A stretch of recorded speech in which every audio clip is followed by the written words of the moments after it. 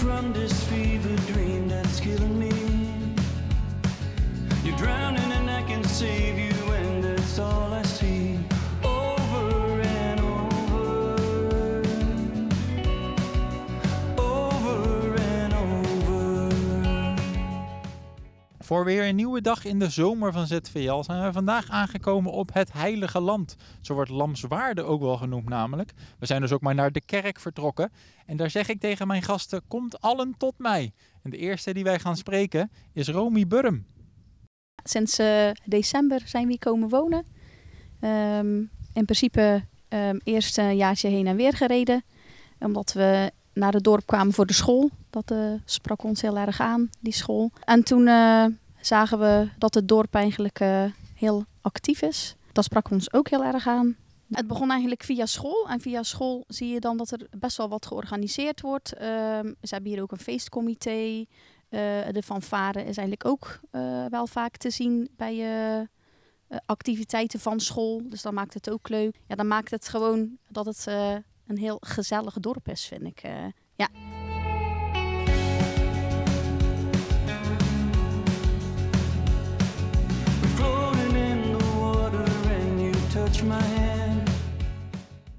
Uiteraard wordt er op Lamswaarde ook flink gesport. Daar gaan we het over hebben met Frank van Driessen. En dat kunnen we natuurlijk nergens beter doen dan hier op het sportpark bij het voetbalveld.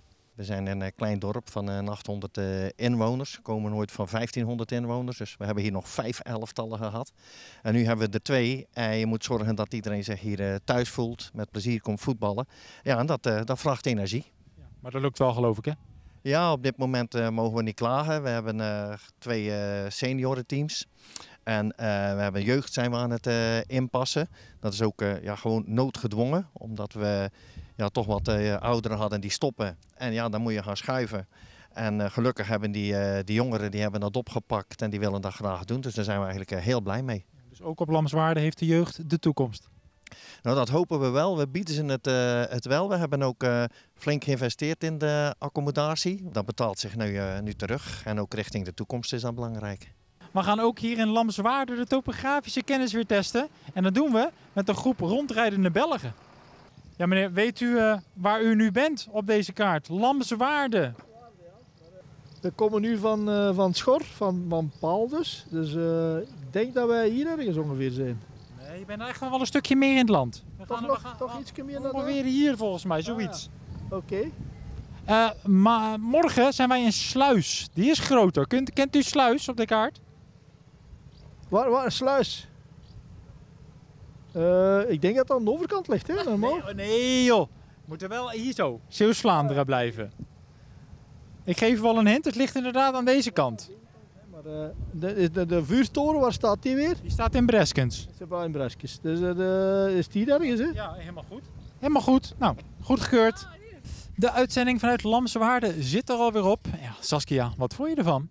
Ik vond het superleuk en ook leuk dat mensen hier komen wonen vanuit de stad naar een dorp. Ja, dat was goed om te horen. Hè? Dus Lamswaarde heeft nog zeker de toekomst. Morgen gaan wij dat gewoon weer overdoen dan vanuit Sluis, de grote stad. U kunt het natuurlijk weer zien 's avonds om 6 uur op tv en tussen 9 en 12 live op de radio. Tot dan!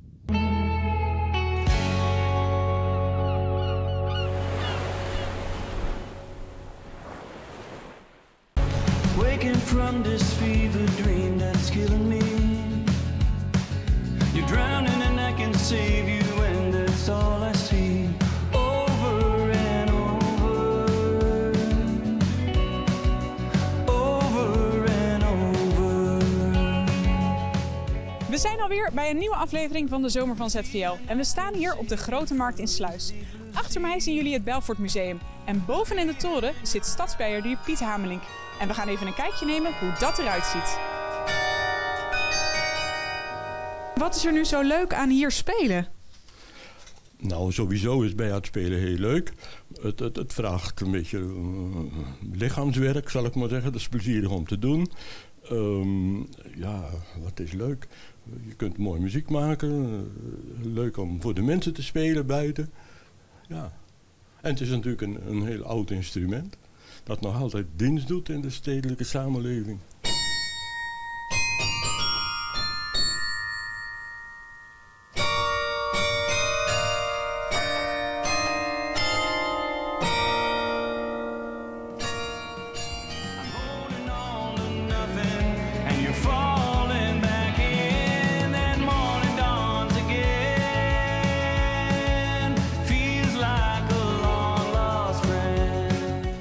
in Sluis gaan we weer even de topografische kennis testen. Weten de mensen wel waar ze zijn en ook waar we morgen naartoe gaan. Zou je voor mij kunnen aanwijzen waar Sluis ligt? Daar staat hij. Ja. Ja, want daar rijden we dan moet je daar zijn dan. Ja. Een beetje meer naar het westen. Het is nog hinter, hè? Nee, het is nog hinter. Hier zijn. En nu een beetje meer naar het zuiden nog. Hier het? Nee. Hier. En dan nog een klein beetje meer omhoog. Zo? Kijk, daar zijn we. Heel goed. En dan gaan wij morgen naar Zuid-Zande. Weet u dat ook? Nee. Hier ergens, in dat stuk. Door. Dat is hem, precies. Ik dacht dat meer aan de kust was. We staan hier op het terrein van Cyril Maanhout. En hij is eigenaar van de 3 reuzen van Sluis. Cyril, we staan hier naast de reuzen, maar eigenlijk is er nog niet zoveel te zien. Nee, dat heb je gelijk. En we zien dus eigenlijk het geraamte van de reus. Dus dat je dus normaal niet ziet, ziet je nou. En dit geraamte bestaat dus uit een aantal draaien en cirkels gemaakt. En na de lange van de kledij die we dus op dit moment hebben voor, hebben we dus die reus daar naartoe gemaakt. Vanwaar deze passie voor reuzen? Ik ben dus in het jaar 1985 in die reuzenaffaire gedoken als zijnde drager. Het is eigenlijk een hobby, maar een hobby die een beetje uit de hand gelopen is. En je loopt dus in een optocht, bergen volk loopt er te kijken en je doet daar iets mee. Want Jantje van Sluis, die hebben we dus altijd in een optocht meegedragen. En we hadden dus ook de stadsomroeper, Cees. Daar speelde Jantje van Sluis. En iedereen zei, hey Jantje, dus breng je je plaats ook nog eens naar voren, zonder dat je er dus eigenlijk erg net. Zie je het op deze manier. Dit was hem dan weer, de aflevering van de Zomer van ZVL in Sluis. En naast mij zit Wouter. Wouter, wat vond jij ervan? Het was eigenlijk vooral winderig. Maar behalve dat het winderig was, was het wel heel leuk. Het is leuk om te zien hoe zo'n stad opstart. Als het 's avonds kan je er over de koppen lopen. Maar het is leuk om te zien hoe dat dan in de ochtend is. Het is nog stil en dan komt het langzaam op gang. En dan wordt het steeds drukker. En we hebben leuke verhalen gehad, dat is het belangrijkste van allemaal. Mooi om te zien hoe de mensen toch wel passie voor hun stad hebben. Dankjewel. Morgen zijn we er weer tussen 9 en 12 live op de radio. En dan gaan we naar Zuid-Zande.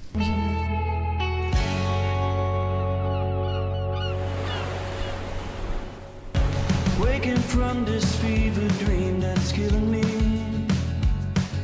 You're drowning and I can save you, and that's all I see. Over and over. Over and over. We staan hier in het levendige Zuid-Zande. Hoewel we hier ondergedompeld zijn op de rommelmarkt, is natuurlijk ook het gevoel op het dorp op andere dagen heel belangrijk. Daar gaan we het over hebben met Frits Baars, die al jaren betrokken is bij de dorpsraad. Zuid-Zande bruist. Er komen de laatste jaren regelmatig meer jonge mensen wonen, wat heel bijzonder is, waar we jarenlang op gehoopt hebben en wat nu gebeurt. En we hopen dat die trend zich doorzet. Ja, nou ja, dat is wel te hopen, maar zo te zien gaat dat vandaag in ieder geval wel goed, van jong tot oud. Ja, ik weet niet hoeveel er gedronken wordt vanavond en of er dan een carnavalsgolf komt over 9 maanden. Zo ver zal ik ook niet gaan, maar het zou kunnen, hè? Een babyboom hier in Zuid-Zande. Ja, bijvoorbeeld.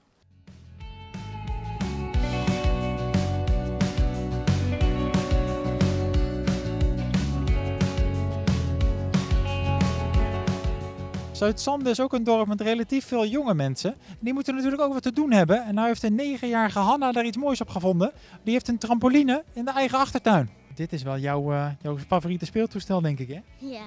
Want wat kan jij er allemaal op? Best veel. De barani, de backflip, de flikvlak en de overslag en nog heel veel dingen. Ja, ik geloof dat we jou net de backflip hebben zien doen. Hè? Die kan jij zo vaak als je maar wil? Het hoogste keer wat ik heb gedaan is 20 keer. 20 keer achter elkaar? Ja. Ja, Hanna is echt een trampolinemeisje inderdaad. Die vindt dat heel leuk. Als Hanna kan springen en draaien, dat doen we er niet na. Hè, Hanna? Ja, nou ja, 2 keer in de week dus trainen. Zie je nog wel een toekomst voor haar op de trampoline? Nou, zolang ze het leuk vindt, is het goed. En wat er verder uitkomt, gaan we zien. Maar ze vindt het hartstikke leuk en dat is het belangrijkste nu.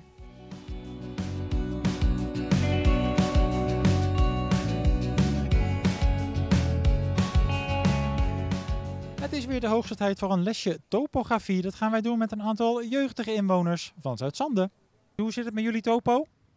Goed. Goed. En bij jou? Goed. Oké, nou, nu gaan we testen. Hè. Waar zijn we nu? Zuid-Zande. Wij zetten ze aan op die kaart.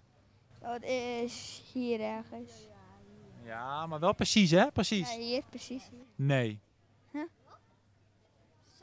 Jawel? Ja, Zuid-Zande. Wij zetten ze aan. Hier. Boom. Kijk, die mag erbij. En morgen zijn wij in Axel. Weet jij dat ook? Ik Ja? weet het, precies dit zwarte stipje. Nee, je moet iets naar links. Deze dan. Nou, dat hebben jullie aardig gedaan. Dat is een 8 voor topo, denk ik. Zijn jullie er blij mee? Ja. Ja, heb je op school hoger? Ja, veel hoger. Ja, de uitzending hier vanuit Zuid-Zande zit er alweer op. Wat vond je ervan, Wouter? Ja, gezellig druk. Toch? Ik vond het een leuke dag. We hadden een droompiloot met vliegangst en een waarzegster met een spraakgebrek. Maar voor de rest was het goed. Ja, wel weer bijzondere dingen meegemaakt, zoals elke dag. Morgen zijn we natuurlijk ook weer gewoon dan vanuit Axel. Je kan ons horen live op de radio tussen 9 en 12. En vanaf 6 uur natuurlijk ook weer op tv. Tot dan!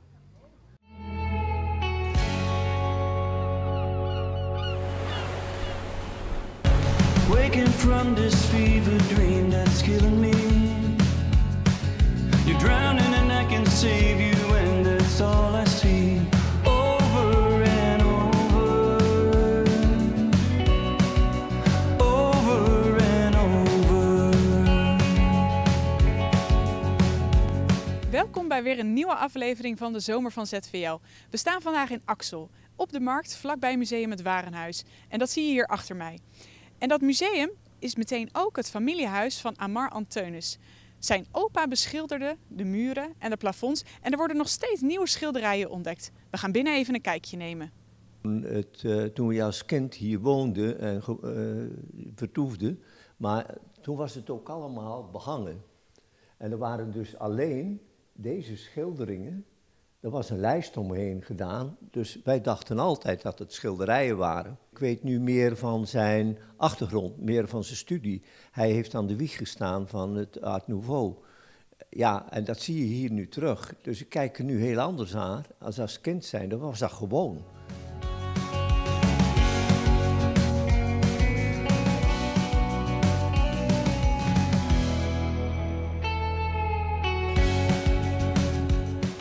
We hebben het centrum van de stad even verruild voor een mooie woonwijk. We staan hier bij het huis van Ina Marcus. En zij maakt bronzen beelden en ze gaat ons laten zien hoe dat tot stand komt. Ja, ik maak mijn beelden van was en als die klaar zijn, dan gaan ze naar de bronsgieter en die giet ze in brons. Want dat is heel zwaar werk en dat is echt een ambacht. En dat kan ik niet. Dat is lichamelijk ook veel te zwaar. En dan heb ik wel 3 huizen nodig qua oppervlakte wat ik nu heb. Dus dat gaat hier niet lukken. Ik begin meestal met een stokje, een satéprikker of eigenlijk met een satéprikker. Want in een wassen beeld mogen natuurlijk brandbare materialen zitten. Dus een satéprikker, een tandenstoker, katoenen stof. Bijvoorbeeld een gehaakt kanten kleedje van vroeger. En dat gebruik ik vaak om mijn beelden mee aan te kleden. Zodat je een heel bijzonder effect krijgt.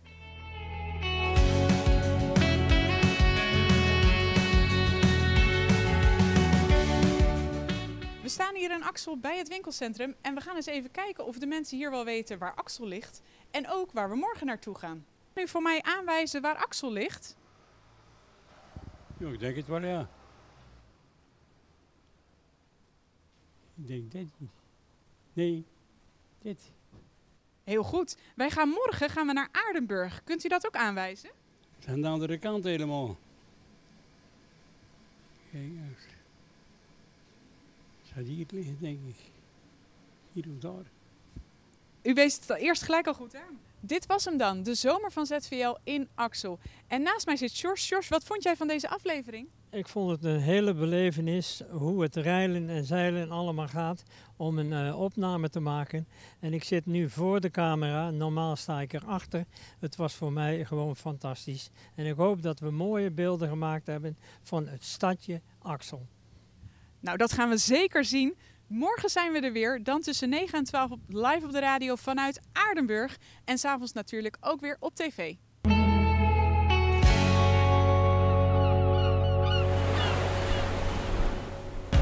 Waking from this fever dream that's killing me. You're drowning and I can save you, and that's all I see. Over and over, over and over. Welkom bij weer een nieuwe dag in de zomer van ZVL. Vandaag vanuit de oudste stad van Zeeland en dus ook van Zeeuws-Vlaanderen, Aardenburg. Daar gaan wij natuurlijk heel veel over hebben, over deze historie. Onder andere in de Sint-Baafskerk die hier naast mij al is. Daar gaan we over praten met Dick de Poter. Dat gaan we doen in de kerk. We staan hier voor twee hele bijzondere graven, hè? Dat klopt, ja, heel bijzonder. Want deze graven zijn gemaakt hier tussen 1200 en 1400 voor rijke mensen. Daar komt ook het begrip rijke stinkert vandaan. En de fresco's die je ziet, dat zijn de fresco's die onze kruisvaders, die in 1150 na Christus op kruistocht gingen naar het Verre Oosten, die hebben dat daar gezien, die hebben dat meegenomen naar het Vlaamse land. En sinds die tijd zie je dus die graven terug. Die zien er ook nog puntgaaf uit, dus natuurlijk ook omdat ze onder de grond hebben gezeten zo lang. Inderdaad, maar nu zijn ze 80 jaar, dus na de oorlog zijn ze al, ze gaan ietsje achteruit, maar niet veel. Touch my hand.